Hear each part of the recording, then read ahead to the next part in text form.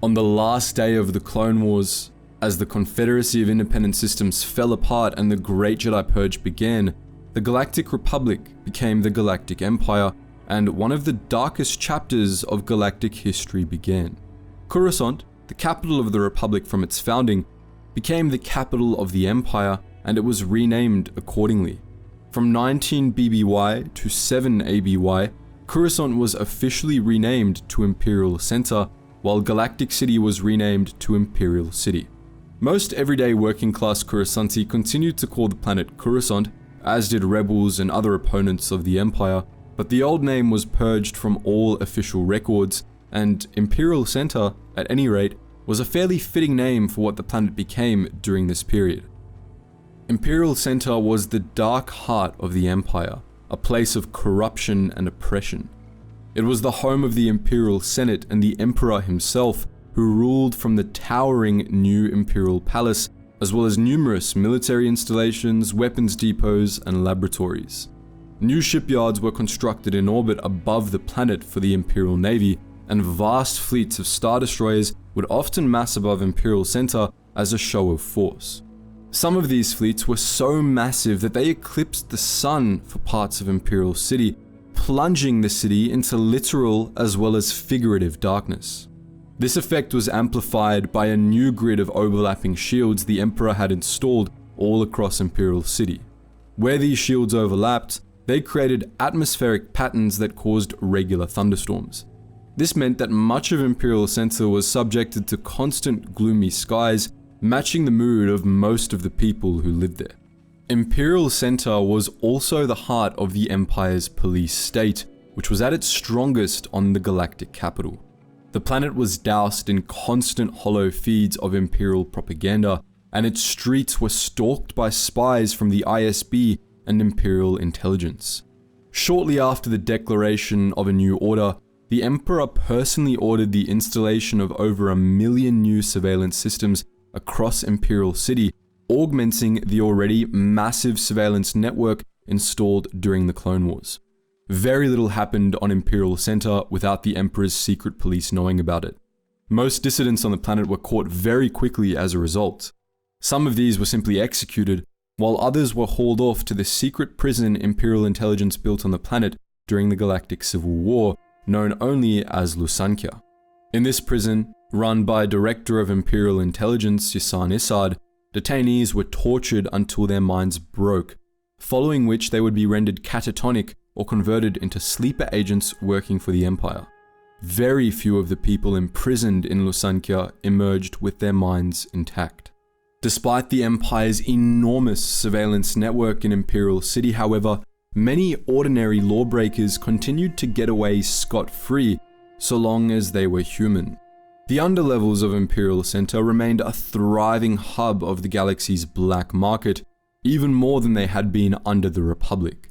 Spice, banned artwork, and even slaves could all be acquired easily on Imperial Center if one knew where to look, and these illegal goods were hoarded by the planet's well-to-do, with slaves especially kept as status symbols despite the Empire's nominal slavery bans.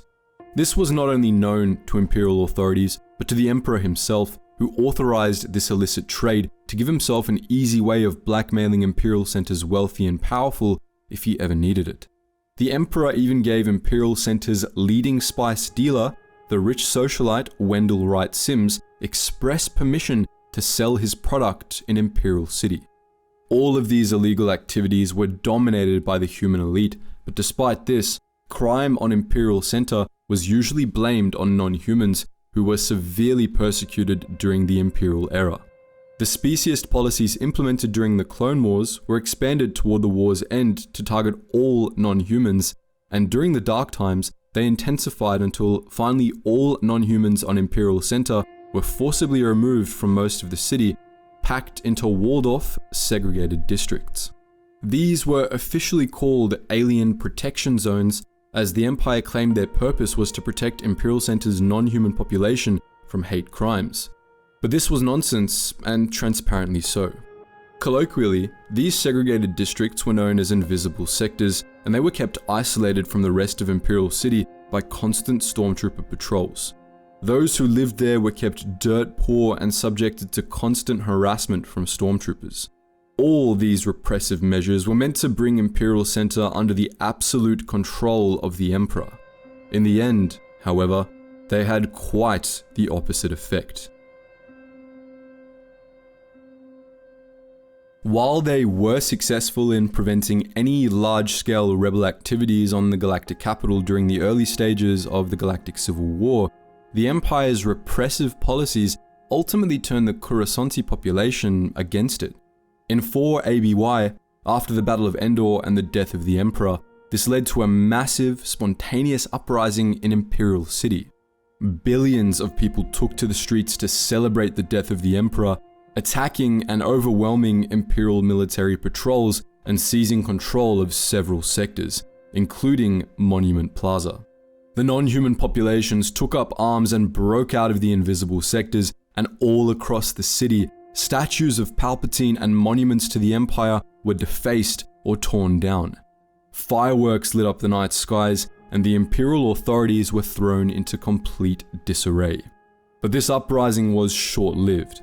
As soon as it began, Usan Essad and other Imperial authorities declared martial law, giving the Imperial military broad authority to put down the uprising by any means possible.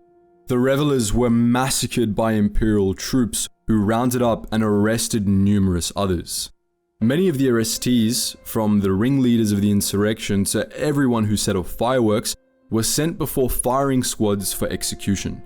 Within a matter of weeks, the uprising had been utterly quashed, and Imperial Center was once more under firm Imperial control, more repressive than ever before. In the years that followed the Battle of Endor, the Empire's grip on the galaxy faltered. The death of the Emperor and many top Imperial officers at Endor left a power vacuum, and many of those at the top of the Imperial military hierarchy declared themselves the rightful rulers of the Empire, becoming little more than warlords.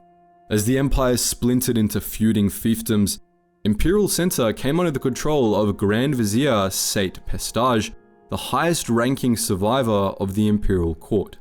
Pestage, who had already been the one doing most of the day-to-day work of ruling the Empire for years, declared himself the new Emperor, but his claim was widely contested.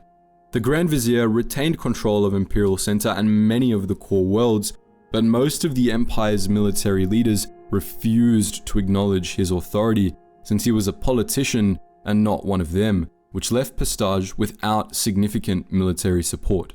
Even on Imperial Center, Pestage had rivals. Many of the Emperor's surviving advisors, known as the Inner Circle, plotted against him, and though Yusan Issad acted as an intermediary between the two sides, she secretly plotted against them both, hoping to seize control of the Empire for herself. Thus, between 4 ABY and 7 ABY, Imperial Center was a den of intrigue. Issad, Pestage, and the Circle all spent most of their time scheming against each other, while the population was kept in line with unreserved brutality. This repression was ultimately only a temporary measure. The population had irrevocably turned against the Empire, and massacres carried out against the revelers only made the Empire more enemies. The people of Coruscant would continue to yearn for freedom from Imperial rule, and eventually they would get it. In 7 ABY, after a series of campaigns that won it control of much of the core, the New Republic finally moved to wrest the galactic capital from Imperial control. After Rogue Squadron sabotaged Imperial Center's planetary shield generator, Admiral Akbar led an enormous New Republic fleet to the planet, where it ultimately bested Imperial Center's much-reduced home fleet. Imperial forces ultimately abandoned the planet, with Yusan Issad making a particularly dramatic escape in the Lusankya. This infamous facility turned out not to be a prison at all, but a super star destroyer that had been buried under Imperial City. Issad and her minions used it as their escape craft, and as the Lusankya took off, it obliterated 100 square miles of city blocks, killing millions of people. The Star Dreadnought fled to orbit and escaped into hyperspace, and with its departure, Imperial Center, soon to be renamed back to Coruscant, came under the control of the New Republic, which claimed the planet as its capital. The New Republic didn't remain in control of Coruscant for very long, however, as detailed in our last story. In 27 ABY, just 20 short years after the liberation of Coruscant, the galactic capital was conquered by the Yuuzhan Vong during their invasion of the galaxy. In the face of the Vong's enormous invasion fleet, the New Republic was forced to abandon the planet.